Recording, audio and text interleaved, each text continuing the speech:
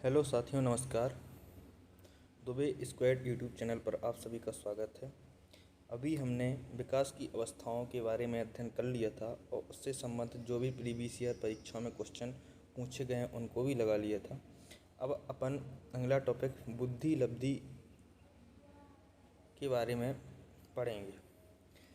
चलिए स्टार्ट करते हैं। इस टॉपिक से भी मध्य प्रदेश पात्रता परीक्षा वर्ग 2 और वर्ग 3 में कई क्वेश्चन पूछे गए हैं, जिनका अध्ययन अपन इस टॉपिक की बात करेंगे, क्वेश्चंस को लगाएंगे। चलिए अभी अपन टॉपिक को कंप्लीट करते हैं। बुद्धि सामर्थ्यों का समुच्चय है। सामर्थ्य मतलब योग्यता। बुद्धि सामर्थ्यों का एक समुच्चय है। ठीक है। बुद्धि जन्मजात होती है, अर्जित नहीं हो सकती। बुद्धि एक जन्मजात होती है, इसको अर्जित नहीं किया जा सकता। ज्ञान अर्जित होता है लेकिन बुद्धि अर्जित नहीं होती है। बुद्धि, ऐसे क्वेश्चन आते हैं, 4 ऑप्शन बना देता बुद्धि, इनमें से बुद्धि होती है। पहला ऑप्शन बनाएगा जन्मजात, दूसरा ऑप्शन अर्जित, तीसरा ऑप्शन जन्मजात और अर्जित दोनों, चौथा ऑप्शन दोनों नहीं। तो इसका आंसर क्या होगा? जन्मजात। बुद्धि जन्मजात होती है जबकि ज्ञान अर्जित होता है। बुद्धि बहुआयामी होते हैं, इसमें कई पहलू छुपे हुए होते हैं। बुद्धि व्यक्ति की जन्मजात शक्ति व मानसिक योग्यता है, जो व्यक्ति को समायोजन, समस्या समाधान, तर्क वितर्क, चिंतन मनन की क्षमता प्रदान करती है। बुद्धि व्यक्ति की एक जन्मजात शक्ति और मानसिक योग्यता है। ठीक है। जो व्यक्ति को समायोजन करने में, समस्या का समाधान करने में, तर्क वितर्क करने में और चिंतन मनन करने की क्षमता प्रदान करती है। नोट: बुद्धि एक अमूर्त योग्यता है, इसका स्रोत वंशानुक्रम होता है। बुद्धि जन्मजात होती है तो इसका स्रोत भी कैसा होगा? वंशानुक्रम होगा।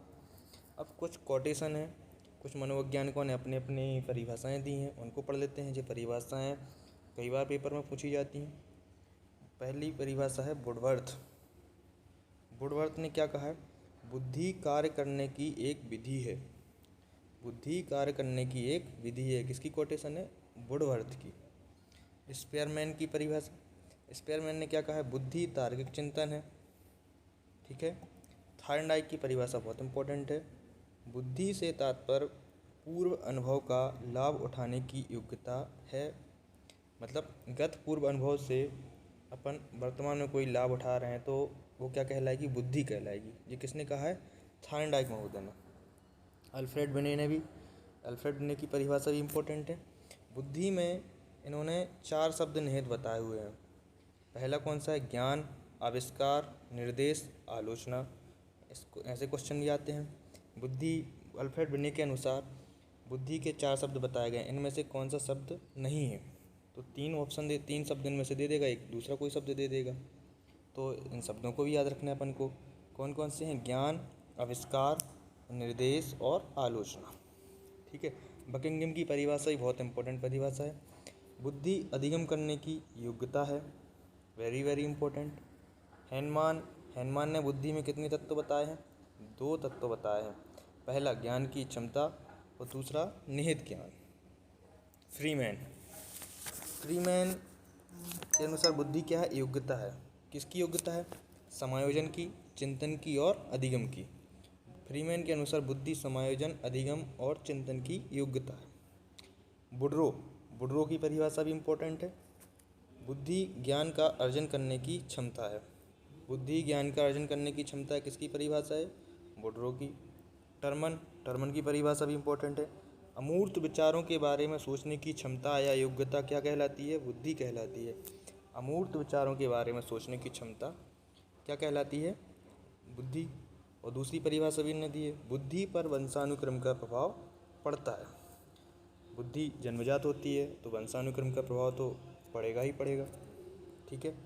चलिए अगला देखते हैं। सबसे पहले बोरिंग ने बुद्धि की औपचारिक परिभाषा दी थी। कब दी थी? 1923 में। ये भी क्वेश्चन इम्पोर्टेंट है। सबसे पहले बुद्धि के बारे में तो किसने बताया था? बोरिंग ने। औपचारिक परिभाषा किसने दी थी? बोरिंग ने। कब दी थी? 1923 में। बुद्धि परीक्षण जो मापता है वही बुद्धि है। बुद्धि परीक्षण के द्वारा जो भी बुद्धि लब्धि आती है वही क्या कहलाती है? बुद्धि कहलाती है। फिर अगला फैक्ट भी इम्पोर्टेंट है। 1890 में कैटल ने 1890 में कैटल ने पेंसिल्वेनिया विश्वविद्यालय में मानसिक परीक्षण व मापन का प्रकाशन किया तथा मानसिक परीक्षण शब्द भी किसने दिया? कैटल ने 1890 में क्या क्या किया था? इन्हें मानसिक परीक्षण और मापन नामक पुस्तक का प्रकाशन किया था तथा इसी में उन्होंने क्या दिया था? मानसिक परीक्षण शब्द का पहली बार प्रयोग किया था। अब बुद्धि के सिद्धांत बहुत इंपॉर्टेंट सिद्धांत हैं। सीधा सीधा क्वेश्चन आता है, एक कारक सिद्धांत किसने दिया था? अल्फ्रेड बिने ने। अल्फ्रेड बिने कहाँ के रहने वाले थे? फ्रांस के। एक कारक सिद्धांत को एक तत्व सिद्धांत भी कहा जाता है। चलिए देखते हैं अपन, एक कारक सिद्धांत किसने दिया है? अल्फ्रेड बिने ने। कहाँ के रहने वाले हैं बिने? फ्रांस के। द्विकारक या द्वितत्व सिद्धांत किसने दिया है? स्पेयरमैन ने। स्पेयरमैन कहाँ के रहने वाले हैं? ब्रिटेन के। इन्होंने त्रिकारक सिद्धांत भी इन्हें नहीं दिया है। द्विकारक और त्रिकारक सिद्धांत किसने दिया है? स्पेयरमैन ने।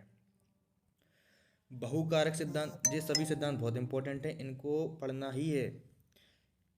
सबसे ज़्यादा क्वेश्चन पूछे जाने की संभावना सिद्धांत से ही होती है। बहुकारक सिद्धांत किसने दिया है? थार्नडाइक महोदय ने। कहाँ के रहने वाले हैं? यूएसए के। समूह कारक सिद्धांत किसने दिया है? थर्स्टन ने।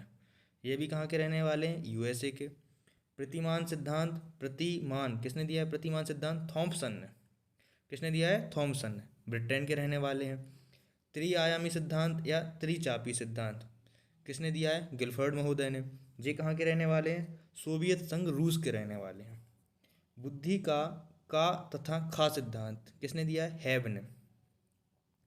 बुद्धि के मात्रा का सिद्धांत किसने दिया है? थॉर्नडाइक ने।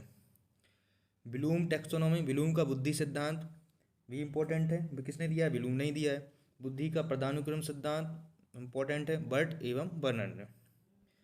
कैटल का धारा प्रवाह या ठोस एवं तरल सिद्धांत किसने दिया है? कैटल ने। बहुबुद्धि सिद्धांत बहुत इंपॉर्टेंट सिद्धांत है, दोनों इंपॉर्टेंट है। बहुबुद्धि सिद्धांत किसने दिया है? हार्वर्ड गार्डनर ने। और त्रितंत्र सिद्धांत किसने दिया? रॉबर्ट स्टर्नबर्ग ने। बहुत इंपॉर्टेंट है दोनों सिद्धांत जी। एक कोटेशन और है रेक्ट व नाइट की, मानसिक योग्यताओं में सामान्य रूप से सम्मिलित होती है। क्या सम्मिलित होती है? बुद्धि। किसने कहा है ये? सीधा क्वेश्चन आता है, प्रश्न देगा वो, मानसिक योग्यताओं में सामान्य रूप से सम्मिलित होती है। ऑप्शन दे देगा बुद्धि, ज्ञान और दो ऑप्शन और बना देगा, तो उसमें से आंसर क्या होगा? बुद्धि। मानसिक योग्यताओं में क्या सम्मिलित होती है? बुद्धि। चलिए अगला देखते हैं, ये तो अपन ने कर लिया है। अब बुद्धि लब्धि वर्ग 2 में पूछा गया क्वेश्चन है, देखो यहाँ पे नोट में लिखा हुआ भी है। वर्ग 2 में आया हुआ क्वेश्चन है, बुद्धि लब्धि की अवधारणा का श्रेय किसको जाता है? बुद्धि लब्धि की अवधारणा का श्रेय किसको जाता है? विलियम स्टर्न को जाता है। पूछा हुआ क्वेश्चन है ये। चलिए कुछ ऑब्जेक्टिव वन लाइन फैक्ट में है वो पढ़ लेते हैं अपन। सामूहिक बुद्धि का परीक्षण सबसे पहले कहाँ हुआ था? यूएसए में। क्वेश्चन आता है सामूहिक बुद्धि का परीक्षण सबसे पहले कहाँ हुआ था? यूएसए। इसको और किस नाम से जाना जाता है? आर्मी अल्फा बीटा परीक्षण के नाम से भी जाना जाता है। कब यूज किया गया था? प्रथम विश्व युद्ध के दौरान। इसको और अपन डिटेल से पढ़ेंगे आगे। भारत में बुद्धि का परीक्षण कब शुरू हुआ था? 1922 में। किस वर्ष से लेके किस वर्ष के बच्चों के ऊपर हुआ था? 7 वर्ष से लेके 16 वर्ष के बच्चों के ऊपर। किसने किया था? राइस ने। और ये किस प्रकार का परीक्षण था? व्यक्तिगत शाब्दिक परीक्षण था। और इसका प्रकाशन किस में किया गया था? हिंदुस्तान विनय परीक्षण में किया गया था। ठीक है, ये सभी क्वेश्चन बहुत इंपॉर्टेंट है। बुद्धि का अधिकतम विकास किस अवस्था में होता है? बुद्धि का अधिकतम विकास किस अवस्था में होता है? किशोरावस्था में होता है। आउट ऑफ द बॉक्स चिंतन किसे कहते हैं? आउट ऑफ द बॉक्स चिंतन मतलब फिक्स चीज को छोड़ के विकराल रूप से सोचना, तो क्या कहलाता है वो? विस्तृत रूप से सोचना क्या कहलाता है? अपसारी चिंतन। ठीक है, त्रिआयामी सिद्धांत के अनुसार बुद्धि के कारकों की संख्या कितनी बताई गई है? त्रिआयामी सिद्धांत के अनुसार बुद्धि के कारकों की संख्या 110 है। अल्फ्रेड बिने द्वारा बुद्धि मापन में कुल कितने प्रश्नों की संख्या कितनी थी? अल्फ्रेड बिने परीक्षण में कितने प्रश्न थे? 30 प्रश्न। मानसिक आयु के विचार का प्रतिपादक कौन है? अल्फ्रेड बिने है। भारत में भाटिया बैटरी का प्रयोग बुद्धि परीक्षण में किया गया था। पूरा नाम क्या था इनका? डॉक्टर सोहनलाल भाटिया। कब किया गया था? 1955 में। इसको किस नाम से जाना जाता है? यह किस प्रकार का बुद्धि परीक्षण था? निष्पादन बुद्धि परीक्षण था।